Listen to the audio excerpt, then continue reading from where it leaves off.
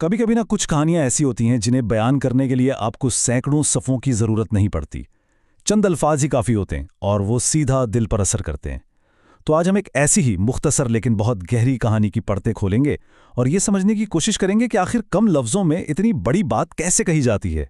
देखिए, कहानी की शुरुआत ही तकदीर के एक अजीब खेल से हो रही है। जरा सोचे तो, एक ही शहर, शायद एक जैसी गलियां, लेकिन फिर भी फासले थे। ये पहला जुमला ही आप समझ लें, इस पूरी दास्तान का मरकजी ख्याल हमारे सामने रख देता है। ये कहानी गुर्बत में दूरी की है, किस्मत के लिखे की है। चलें फिर इस कहानी में जरा गहराई में उतरते हैं और सबसे पहले इन दो किरदारों से मिलते हैं जिनकी दुनियाएं एक दूसरे से टकराने के लिए ही बनी थीं। यहाँ हमें दो बिल्कुल अलग दुनियाएं नजर आती हैं।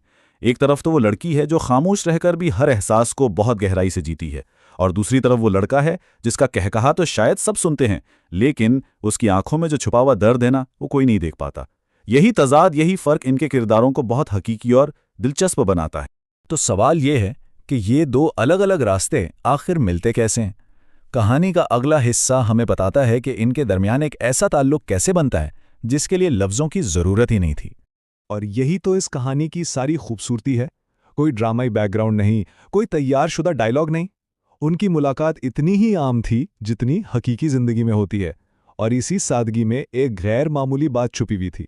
इस आम सी मुलाकात में बस एक लम्हा ऐसा आया जब लफ्ज़ों की ज़रूरत ही नहीं रही।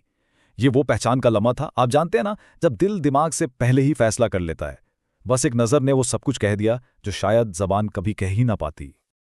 और उनका रिश्ता अभी बड़े कमाल अंदाज में आगे बढ़ा।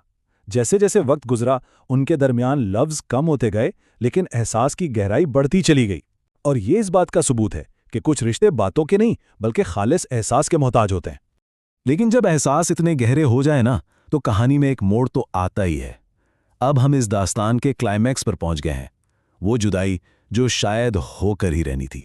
यहाँ लिखने वाले ने हालात का लफ्ज़ इस्तेमाल किया है। इस पर गौर करें, ये जुदाई उनका अपना इंतखाब नहीं थी, बल्कि तकदीर का एक ऐसा फैसला था जिसके सामने वो दोनों बेबस थे। किसी बैरूनी ताकत ने उन्हें अलग कर दिया। और जिस तरह वो अलग हुए, वो उनके रिश्ते की गहराई के बारे में बहुत कुछ बताता है।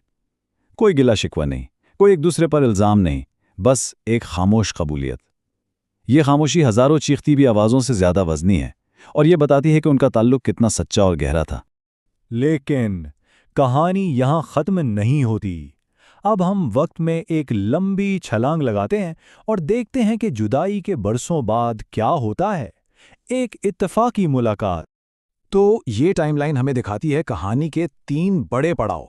पहली मुलाकात, फिर एक बहुत लंबी जुदाई, और आखिरकार एक बिल्कुल गैर मुतवक्का दोबारा मुलाकात। वक्त ने इस कहानी में वाकई एक मरकजी किरदार अदा किया है। और किस्मत का कमाल देखिए, मुलाकात भी वहीं हुई जहां से सब कुछ शुरू हुआ था, इसी शहर में। ये बात इस ख्याल को और भी पक्का करती है कि उनकी कहानी के धागे कहीं न कहीं तकदीर से ही जुड़े हुए थे। जाहिर सी बात है, इतने सालों में बहुत कुछ बदल चुका था। ना वो खुद पहले जैसे रहे थे, ना उनके हालात। जिंदगी बहुत आगे बढ़ चुकी थी और अपने साथ ढेरों तब्दीलियां लेकर आई थी।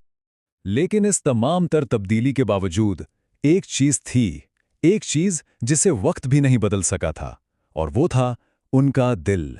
उनके एहसासात, उनके दिल में एक दूसरे के लिए जो जगह थी, वो वैसी की वैसी ही थी। और बस यही वो नुक्ता है जो हमें इस कहानी के असल पैगाम तक ले जाता है कि आखिर सच्ची मोहब्बत का हकीकी मतलब है क्या। तो ये कहानी हमें मोहब्बत का एक नया मतलब सिखाती है कि मोहब्बत का मतलब हमेशा साथ रहना या किसी को हासिल कर लेना नहीं होता, बल्कि असल मोहब्बत तो ये है कि आप किसी के दिल में, उसकी सोच में, उसकी ज़िंदगी में इस तरह बस जाएं कि फासले और वक्त भी आपको मिटा ना सकें। और फिर आखिर में कहानी का सारा निचोड़, सारा फलसफा उस एक लाजवाब जुमले में आ जाता है। आइए इस पर एक लम्हे के लिए गौर करें। तो आखिर में ये कहानी हमें सवाल के साथ छोड़ जाती है कि क्या वाकई कुछ मोहब्बतें महज एक वाकया या किस्सा नहीं होती, बल्कि वो हमारी ज़ात का, हमारी पूरी ज़िंदगी का हिस्सा बन जाती हैं। ऐसी मोहब्बतें जो शायद अधूरी रहकर भी इंसान को मुकम्मल कर देती हैं।